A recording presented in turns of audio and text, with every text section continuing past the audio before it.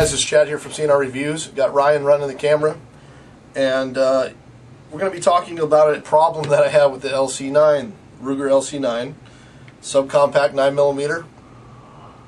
This is a copy of the Kel-Tec PF9, and as you guys have seen in our other videos, that gun had a catastrophic issue, no longer works. It's actually back at Kel-Tec getting warranted right now. So this is the Ruger LC9. I purchased this to compare it. And it has about 100 rounds downrange. Most of them we've caught on camera because the gun was functioning flawlessly. We actually said in the final video we were just going to continue shooting it, put a couple hundred rounds downrange, and then review it, or if it starts to malfunction, then videotape it. Got the gun home from the range, and I tried to take it apart, and the slide was stuck. Very similar to what the PF9 was. But the slide wasn't stuck back, it was just stuck in this position. And I could not get it to move past the takedown pin.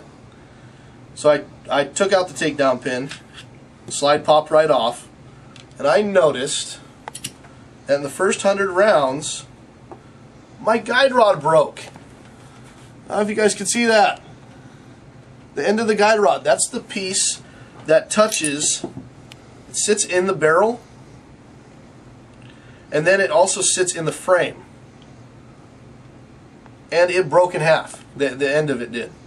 So this is something actually that Ryan and I have both talked about in subcompact guns, and even in the bigger guns like the Beretta 92 FS and the 96. And I think they've changed it now. But plastic guide rods, guys, these plastic guide rods are shit. Stop making them.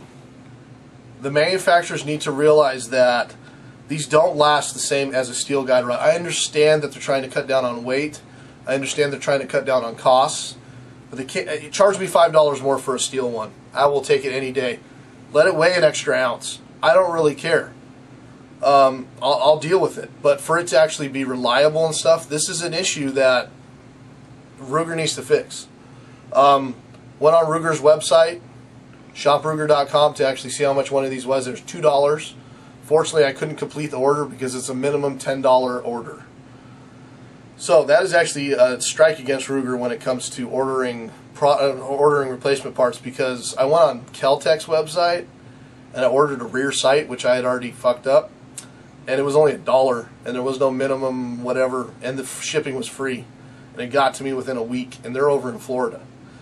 So Ruger, come on, this is ridiculous. So what the solution is to this is a steel guide rod, and Ryan has actually had experience with a gentleman. His name's Steve Badare from Guiderod.com.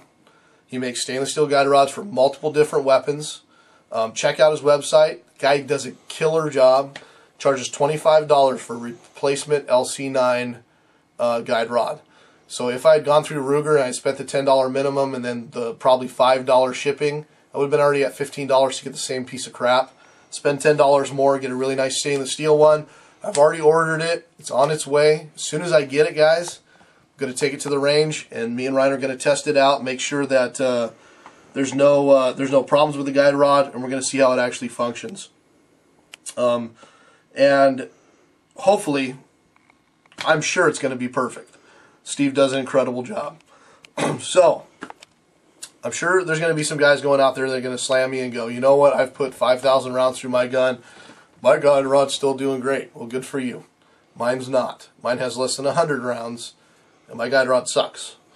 So that is an issue that definitely we need to see some improvement on. Ruger, take notice. This gun has been out for about a year now. It's been in multiple production runs, and I believe it got Handgun of the Year last year.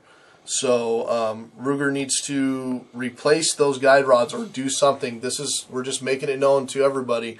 I've seen other guys on YouTube that have had to replace theirs as well, and so we just want to bring it to your attention. If you don't like this video, I'm sorry, guys. We're trying to do unbiased reviews here. I own a lot of Rugers, and this is the very first one I've ever had really an issue with.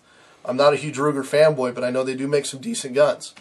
And we just want to bring it to your attention that this can happen, it has happened, and it needs to be fixed. So, if you have any questions, feel free to ask. If you enjoyed this video, please subscribe. And thanks a lot for watching. This is Chad and Ryan from CNR Reviews. Have a good night.